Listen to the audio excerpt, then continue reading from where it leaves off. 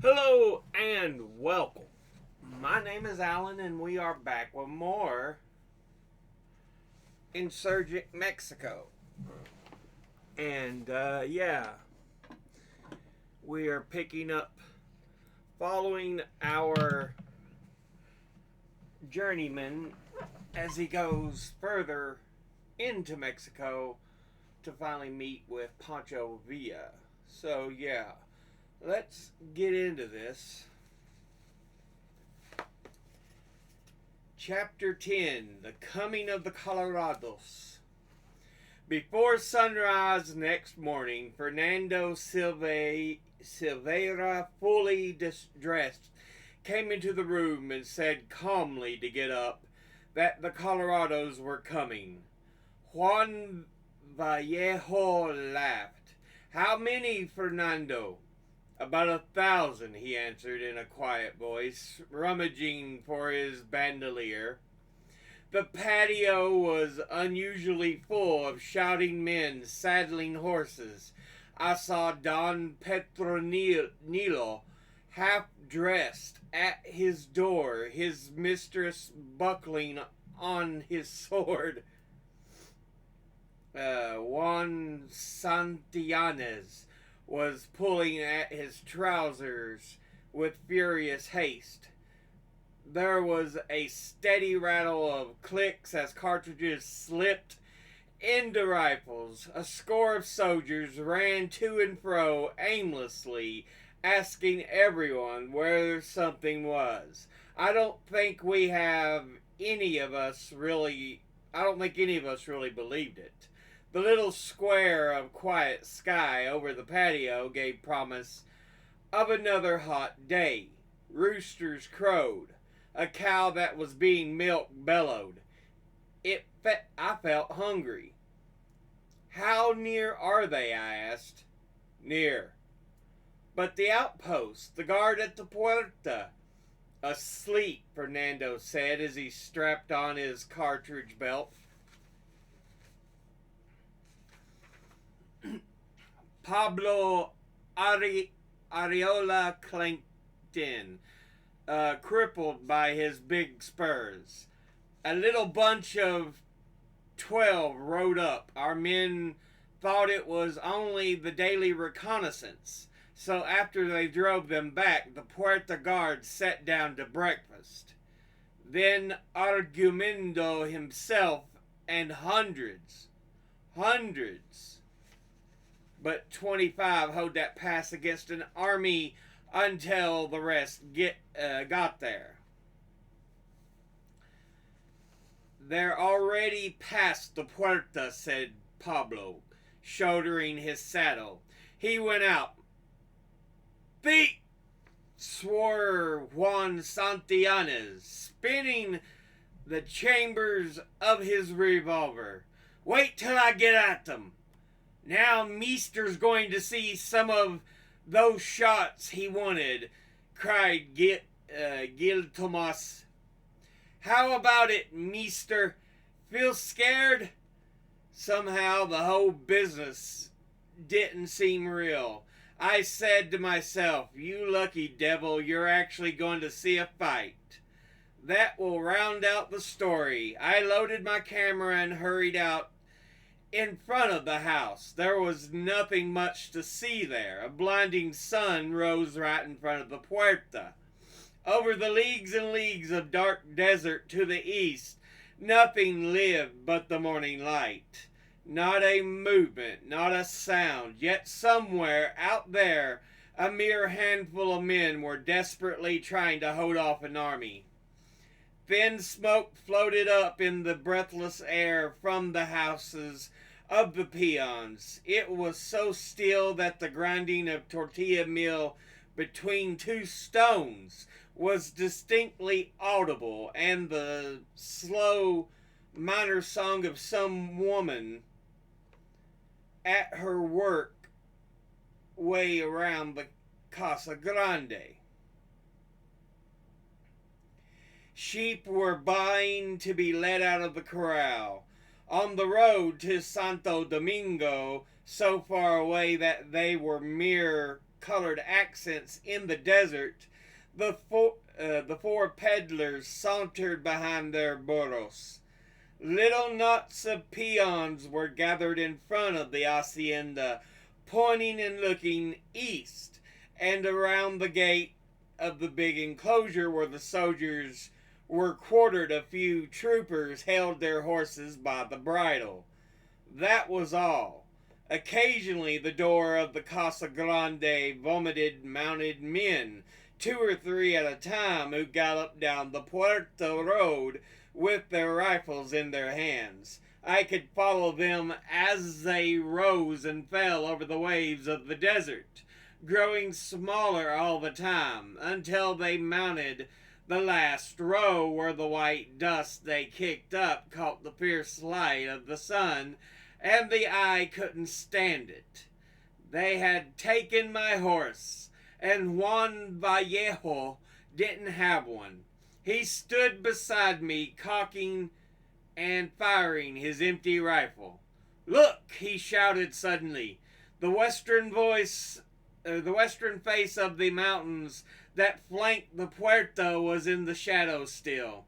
Along their base to the north and to the south, too, wriggled little thin lines of dust. They lengthened out, oh so slowly. At first there was only one in each direction, then 2 others began, further down near, advancing relentlessly, like raveling in a stocking, like a crack in thin glass. The enemy spreading wide around the battle to take us in the flank. Still the little knots of troopers poured from the Casa Grande and spurred away.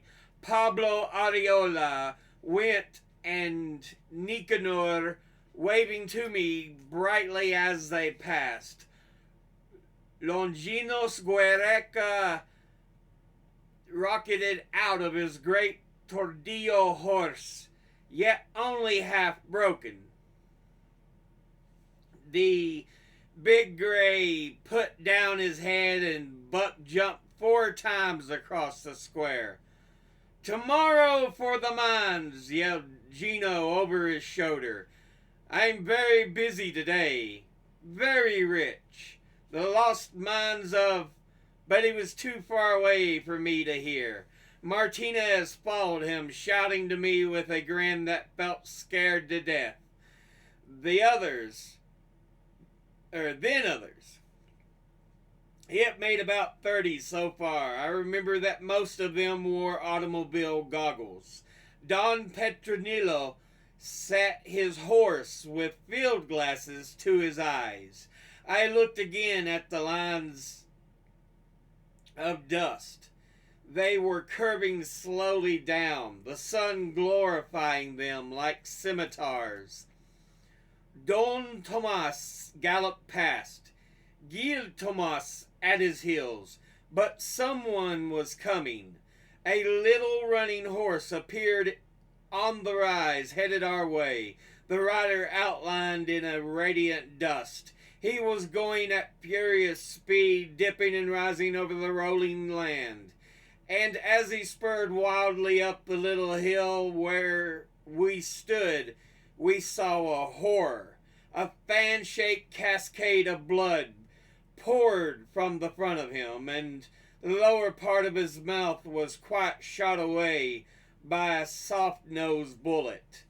He reined up beside the colonel and tried earnestly, terribly, to tell him something, but nothing intelligible issued from the ruin. Tears poured down the poor fellow's cheeks.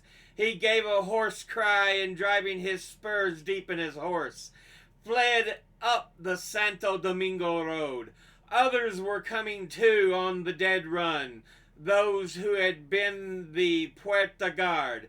2 or 3 passed right through the hacienda without stopping. The rest threw themselves upon Don Petronillo in a passion of rage. "More ammunition!" they cried. "More cartridges!" Don Petronillo looked away.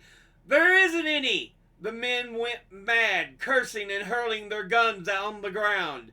25 more men at the puerta, shouted the colonel. In a few minutes, half of the new men galloped out of their quartel and took the eastern road. The near ends of the dust lines were now lost to view behind a swell of ground. "Why don't you send them all, Don Petronilo?" I yelled. "Because, my young friend, a whole company of Colorados is riding down that arroyo. You can't see them from there, but I can." He had no sooner spoken than a rider whirled around the corner of the house, pointing back over his shoulder to the south, whence he had come. "They're coming that way too," he cried. "Thousands! Through the other pass! Redondo had only 5 men on guard. They took them prisoner and got into the valley before he knew it." "Valgame Dios!" muttered Don Petronilo. We turned south. Above the umber eyes of the desert loomed a mighty cloud of white dust, shining in the sun like the biblical pillar of smoke. "The rest of you fellows get out of there and hold them off." The last 25 leaped to their saddles and started southward. Then suddenly the great gate of the walled square belched men and horses, men without rifles. They disarmed gente of Salazar. They milled around as if in a panic. "Give us our rifles," they shouted. "Where's our ammunition?" "Your rifles are in the quartel," answered the colonel, "but your cartridges are out there killing Colorados." A great cry went up. "They've taken away our arms. They want to murder us. How can we fight, men? What can we do without rifles?" screamed one man in Don Petronilo's face. "Come on, compañeros. Let's go out and strangle them with our hands." The Colorados yelled one. 5 struck spurs into the horses and sped furiously toward the puerta without arms, without hope. It was magnificent. "We'll all get killed," said another. "Come on." And the other 45 swept wildly out in the road to Santo Domingo. The 25 recruits that had been ordered to hold the southern side had ridden out about half a mile and there stopped, seeming uncertain what to do. Now they caught sign of the disarmed 50 galloping for the mountains. "The compañeros are fleeing! The compañeros are fleeing!" For a moment there was a sharp exchange of cries. They looked at the dust cloud towering over them. They thought of the mighty army of the merciless devils who made it. They hesitated, broke, and fled furiously through the chaparral toward the mountains. I suddenly discovered that I had been hearing shooting for some time. It sounded immensely far away, like nothing so much as a clicking typewriter. Even while it held our attention, it grew. The little trivial pricking of the rifles deepened and became serious. Out in front now, it was practically continuous, almost the roll of a snare drum. Don Petronilo was a little white. He called Apolinario and told him to harness the mules to the coach. "If anything happens that we get the worst of it," he said lightly to Juan Vallejo, "call my woman and you and Reed go with her in the coach.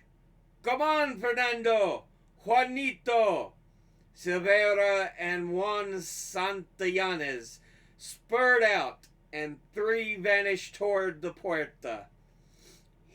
We could see them now, hundreds of little black figures riding everywhere through the chaparral, and desert swarmed with them. Savage Indian yells reached us. A spent bullet droned overhead, then another, then one unspent, and then a whole flock singing fiercely. Bud! Then the adobe walls as bits of clay flew. Peons and their women rushed from house to house, distracted with fear.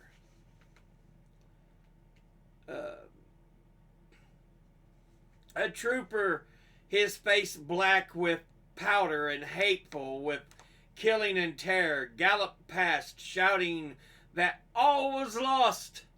Apolinario hurried out the mules with their harness on their backs and began to hitch them to the coach. His hands trembled. He dropped a trace, picked it up, and dropped it again. He shook all over. All at once he threw the harness to the ground and took to his heels. Juan and I rushed forward. Just then a stray bullet took the off mule in the rump. Nervous already, the animals plunged wildly. The wagon tongue snapped with the report of a rifle. The mules raced madly north into the desert, and then came the rout. A wild huddle of troopers all together, lashing their terrified horses. They passed us without stopping, without noticing, all blood and sweat and blackness.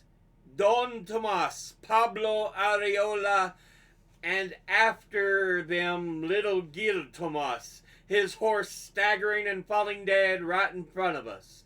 Bullets whipped the wall on all sides of us. "Come on, meester," said one. "Let's go." We began to run. As I panted up the steep opposite bank of the arroyo, I looked back. Gil Tomas was right behind me, with a red and black check serape round his shoulders. Don Petronilo came in sight, shooting back over his shoulder, with Juan Santillanes at his side.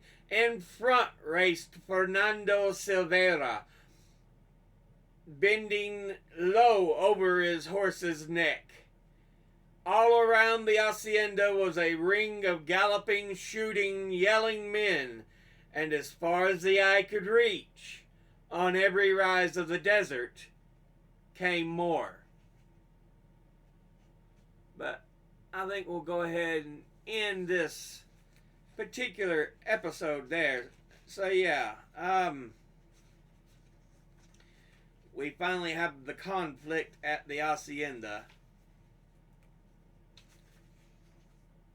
Just looking ahead here. I know I did last episode, but yeah. Alright, looking to see what's left. But yeah, we have the direct conflict there at the hacienda. We are now seeing, you know, an actual dose of the fighting. For the most part, it's been traveling through the desert, looking for food, water, stopping at the hacienda every here and there. But here we have direct conflict. And yeah, you see the chaos that springs forth. You know, everybody's trying to get prepared. And the military leader's like, he's going to send a small detachment out to kind of delay the army.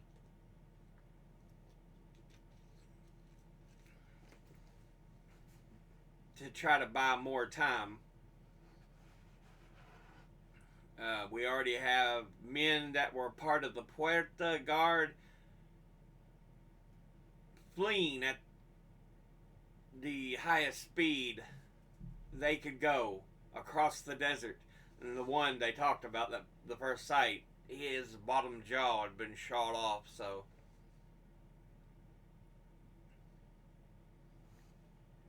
Yeah. It's. Here we see the true ugliness between the breaks of traveling, trying to find food, storytelling, singing, and everything, to try to keep morale high. We now see a moment of battle.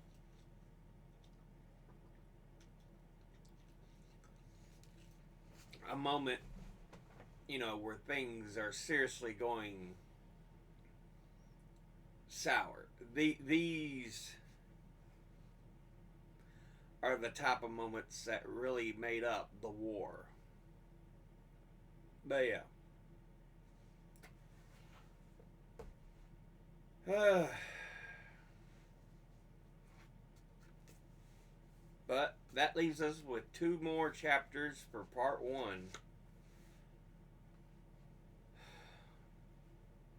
And yeah. As always, educate thyself. Think, read, study, learn. Someone tells you something you have trouble believing, ask them to cite their sources. Thank you all for watching. I'll see you all in the next one. Until then, later.